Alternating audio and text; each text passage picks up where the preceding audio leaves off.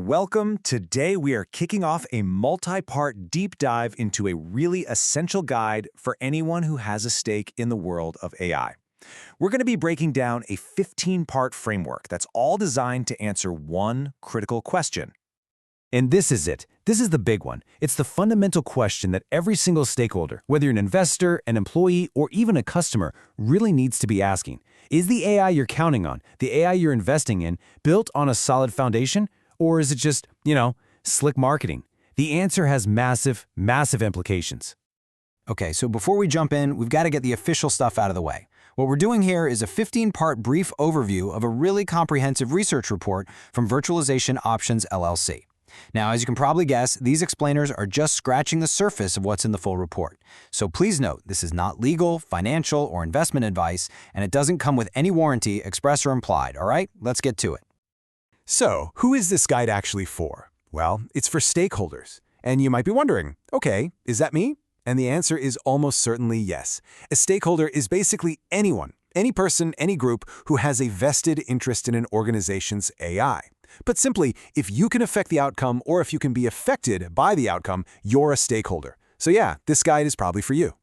And this really paints the picture of just how broad that term stakeholder is. It's not just one group. You've got your internal stakeholders, right? The employees who are worried about their jobs and compensation. But then you have all these external stakeholders too. We're talking about investors and shareholders who are looking to maximize profits, customers who are actually using the AI-powered products, lenders, suppliers, and even the communities where a company operates. Seriously, an organization's long-term survival is completely tied to its ability to manage all these different relationships. So the guide gives us a really clear roadmap for how to assess all this, and it's broken down into 4 key parts. First, we're going to talk about building the foundation. Then, we'll get into managing governance and risk. After that, we'll dig into evaluating the bottom line. And finally, we'll look at how to take all that insight and turn it into real action. All right, let's dive into part 1, building the foundation. These first 4 chapters are all about the absolute, non-negotiable essentials. Honestly, without these pieces in place, any AI initiative is basically built on sand. And what's crucial to see here is the order. You can't just skip ahead. Chapter 1 gives us the frameworks to actually measure an organization's AI maturity, so we're not just guessing. Then, Chapter 2 tackles data governance, because, let's be real, AI is completely useless without good, reliable data. Chapter 3 looks at the technical nuts and bolts to make sure it can actually scale. And finally, Chapter 4 focuses on maybe the most critical piece of all, the talented people who make it all happen. Okay, moving on to part 2. So once you've got that foundation, how do you keep the whole thing from driving off a cliff? Well, this section is all about the guardrails, the rules and protections for responsible AI. And you can see there's a really clear, logical path here. It starts right at the top, in Chapter 5, with board-level governance and accountability. Then, Chapter 6 dives into making sure you're compliant with all the complex regulations out there. Chapter 7 is all about getting proactive with formal risk assessments. And finally, Chapter 8 tackles the absolutely vital human element of ethics and bias mitigation. These are not optional extras, They're the pillars of responsible AI. Now we get to part 3, and this is where we get brutally honest. This whole section is about cutting through all the marketing noise, all the buzzwords, to figure out if an AI initiative is actually creating value or just creating hype. And I love this slide because it's so practical. This comes from Chapter 12, and it's basically a quick and dirty checklist for any stakeholder. Think about it. Are you hearing vague claims with no real numbers to back them up? Red flag. Seeing unrealistic timelines? Huge red flag. Or are you seeing specific metrics, clear technical explanations, and realistic goals? That's a green flag. This is a simple but really powerful tool. So yeah, this whole section is your due diligence toolkit. Chapter 9 starts with the money, right? It demands a hard look at the financial return on investment.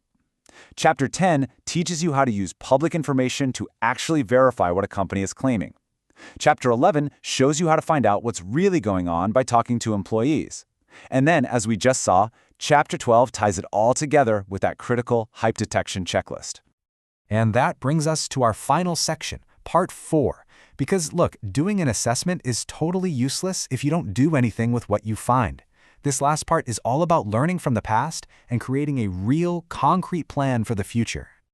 And the stakes here, well, they could not be higher. Just look at this quote from a case study in Chapter 13. It's about a recruiting tool from a major organization that literally taught itself to be biased against women.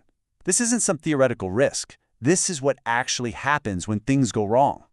And those failures, they come with a pretty hefty price tag.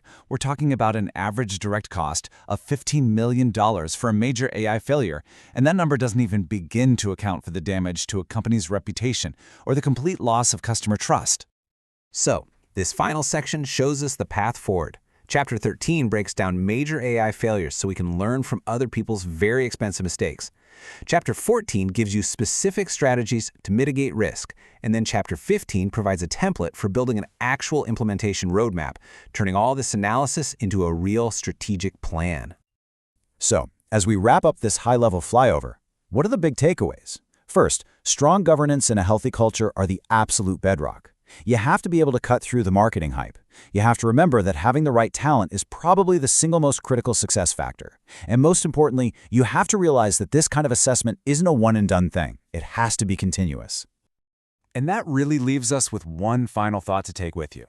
Now that you have this roadmap in your head, what's the first question you're going to ask tomorrow to better understand the AI readiness of an organization you have a stake in?